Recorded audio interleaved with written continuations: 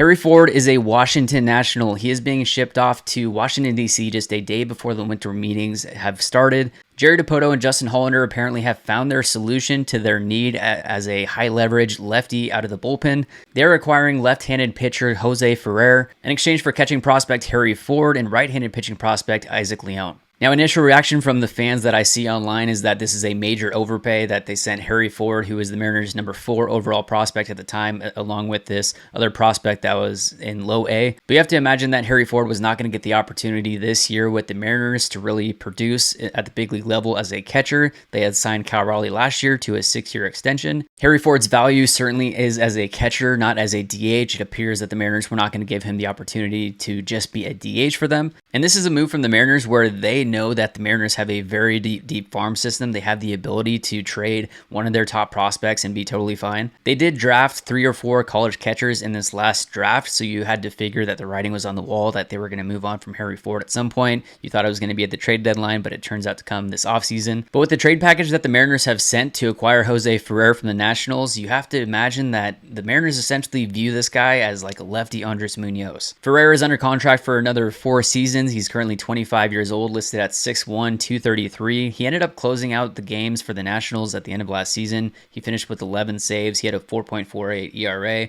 over 76 and a third innings pitched. You look at his arsenal, he's very Mariner-esque. He's a sinker slider guy with a high ground ball rate. He doesn't walk guys. He dominates the zone. His sinker averages 97.7 miles per hour. He also has a changeup and a slider. He's in the 95th percentile in walk rate. He's in the 93rd percentile in barrel rate. He's in the 99th percentile in ground ball rate. And like I mentioned, he ended up closing out games for the Nationals at the end of the season. You have to figure that he's going to play into the mix in the 8th, maybe the 9th inning. We'll see if, depending on the matchup, if they decide to use this guy over Andres Munoz in some situations, if it makes sense with the lefty matchups. At the very least, you can expect him to be a 7th, 8th inning guy. Factor in around the same spot as when Gabe Spira would have been used. The Mariners basically have had just the one lefty out of the bullpen for a few years now, so this is big that they are adding a guy. But like I mentioned, he's under contract for the next 4 seasons. He becomes a free agent in 2030. He is in his last year of pre-arbitration this year. He's due $820,000. Next year in 2027 is his first year of arbitration.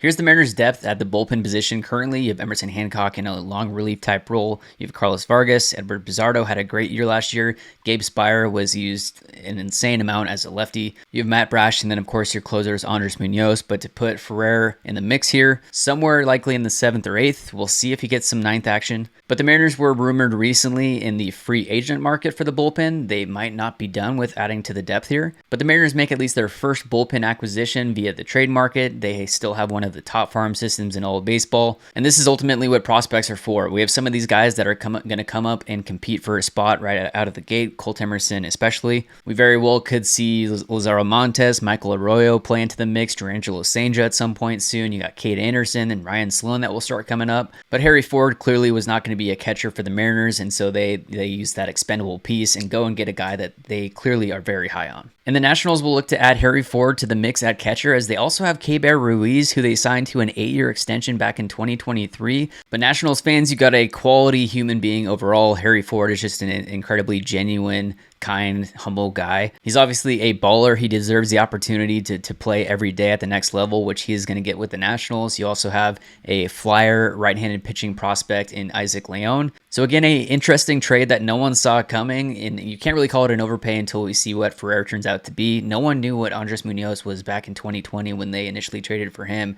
What if this is the lefty Andres Munoz and it costed, Harry Ford, a guy who the Mariners weren't going to really utilize in the first place? The Mariners clearly have some other needs that they'll have to fill the rest of this offseason. It could be via the trade market, could be via the free agency market, but they still have an abundance of resources in the farm system to go out and really acquire whichever players they desire. And this answers one of the major needs that they had moving into the offseason. Let me know your thoughts in the comments below if you have any insight on Jose Ferrer, what he brings to the table, and let me know what move you think is next from this Mariners front office as they head into the winter meetings. Make sure to like and subscribe to the Couch GM for more content like this. Thank you for watching, and we'll see you in the next one.